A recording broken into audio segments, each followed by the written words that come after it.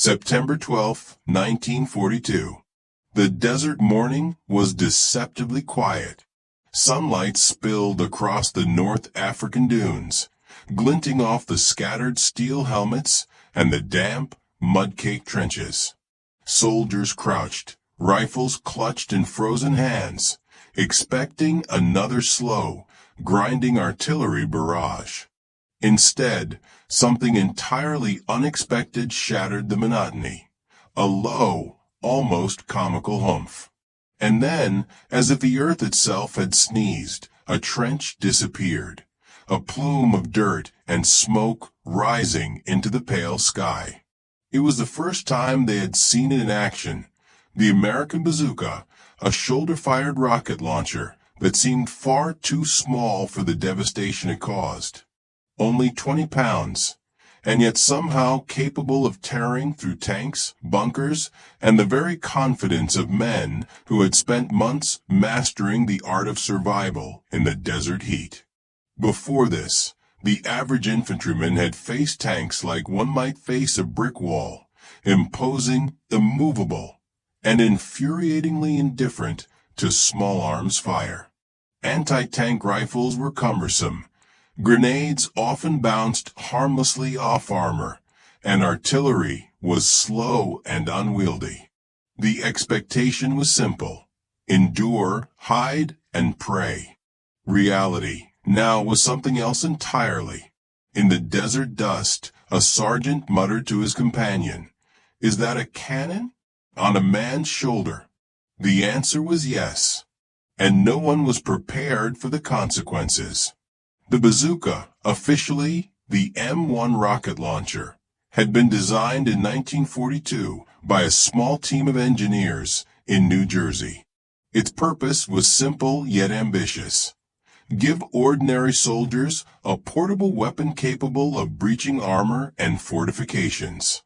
A man could pick it up, shoulder it, aim, and fire a rocket that exploded on impact with the force of a small artillery shell. Early tests in the desert had been promising. Tanks that had once seemed invincible were now reduced to twisted metal, smoke curling from their engines. Soldiers watched with a mixture of awe and terror as enemy bunkers disintegrated, sandbags shredded, and flames licked the edges of collapsed trenches. In the words of one infantryman later recorded in the U.S. Army archives, "I thought it was a trick, like someone sneaked a cannon into our trench. But no, it was real." Production ramped up quickly. By mid-1943, over 90,000 bazookas had been manufactured. Each one was a small, lethal miracle, a tube no longer than a man's arm, yet capable of changing the rules of engagement. In the chaos of battle, it became clear that morale was as much a target as tanks or bunkers. The sight of a bazooka in an American soldier's hands brought hope to the desperate and terror to the unprepared. Even generals noticed. George S. Patton, known for his fiery temper and love of dramatic weaponry, reportedly remarked on its potential. "A good idea, and in the hands of a good soldier, it can do wonders. It may even make some of our engineers proud, though I doubt they'll ever get the credit." Irony, as always, lingered on the battlefield. Small, unassuming men wielded weapons that dwarfed the grandest expectations of strategy rooms back home. And yet, the bazooka was not without its quirks. Rockets misfired, sometimes exploding harmlessly in the sand. Reloading under fire was a test of nerves. Soldiers learned quickly that the weapon demanded respect, patience, and a very healthy dose of luck. But when it worked, the effect was undeniable. One corporal in a letter home described the scene. "I aimed at a tank, thought I'd be toast, and then boom. The thing vanished like a bad dream. We all laughed, partly in disbelief, partly because we were still alive." Even in the horror of battle, there was room for that human relief, a brief, ironic pause in the otherwise relentless rhythm of death and destruction. By the end of the day, it was clear that the landscape of infantry warfare had changed. Soldiers, who had once crouched in fear, now carried the possibility of retribution in their arms. The bazooka had arrived, small and unassuming, yet its roar was enough to make men reconsider everything they had known about safety, firepower, and survival. And yet, this was only the beginning. In the deserts of North Africa, the forests of Europe, and the fortified trenches of Normandy, the bazooka would continue to surprise, terrify, and occasionally frustrate the men who carried it. For now, the soldiers who had first seen it could only stare at the smoking wreckage before them, dust in their eyes, hearts racing, and wonder what this strange new beast would do next. But what came next would shock them even more. June 6, 1944. Dawn broke over a European battlefield, a pale sun casting light on mud-slit trenches, shattered timber, and smoke rising from recently abandoned positions. Soldiers moved cautiously, every footstep measured, every breath a whisper of anticipation. Amid this chaos, a single figure crept forward, shouldering a bazooka, eyes scanning for the monstrous shapes of enemy bunkers and armored tanks. The contrast was striking. The weapon itself, small, awkward, almost comically human-sized, versus the massive, reinforced German defenses it now faced. For years, infantry had been ground down by immovable steel, by concrete bunkers, and the weight of stalemate. But the bazooka promised a new kind of hope, a tool that allowed ordinary men to confront extraordinary obstacles. By 1944, the bazooka had evolved. Its design had improved, though it was still temperamental.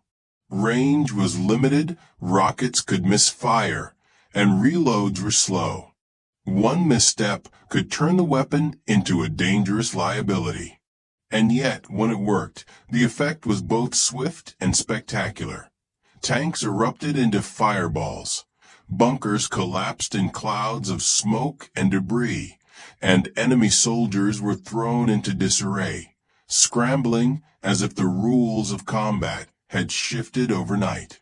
Soldiers recorded their astonishment in diaries and letters. One sergeant wrote, "I aimed at a Tiger tank and thought, 'This is it, goodbye me.' Then, boom. I couldn't believe it. The thing vanished. Just gone. I laughed, then ducked because, of course, the Germans weren't done yet." Another recalled the strange mix of terror and exhilaration. You feel invincible and tiny at the same time, all within 30 seconds. Tactics evolved rapidly. Small squads moved in coordinated formations, using cover and timing to maximize the bazooka's effectiveness. Engineers and infantry learned to read the battlefield differently, anticipating both the potential and the limitations of the weapon. Reports from the Normandy landings indicate that bazooka teams accounted for dozens of confirmed tank kills and countless neutralized fortifications. Each success was a reminder that the balance of power had shifted. Statistics alone cannot capture the human drama. Over 90,000 bazookas had been deployed by the end of the war, in theaters spanning Africa, Europe, and the Pacific. Each one was a gamble, a combination of engineering, courage, and luck. The sound of a rocket firing was as much psychological as it was physical. The roar echoed across trenches, hearts raced, and the enemy, suddenly, was forced to reconsider every advance, every defensive posture. Amid the destruction, there were moments of human absurdity. Soldiers joked nervously as rockets misfired or hit sandbags instead of tanks.